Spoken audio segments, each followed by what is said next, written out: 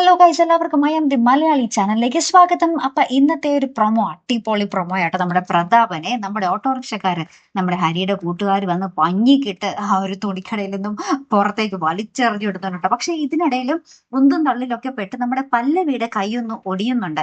അപ്പൊ നമ്മുടെ പൊന്നുമടത്തിലേക്ക് ഇവരൊക്കെ തിരിച്ചു വന്നിരിക്കട്ടെ. അപ്പൊ നമ്മുടെ സേതു പറയുന്നുണ്ട്, പല്ലവിക്ക് ഒന്നിനും ഒരു കുറവുണ്ടാകില്ല. കാലിന് കാലായിട്ടും കൈക്ക് കൈയായിട്ടും തണലിന് തണലായിട്ടും ഒക്കെ ഈ സേതു കൂടെ ഉണ്ടാകും എന്നൊക്കെ പറഞ്ഞിട്ട് നമ്മുടെ പല്ലവിന്റെ ഒപ്പം തന്നെ നമ്മുടെ സേതു നടക്കുവാട്ടോ.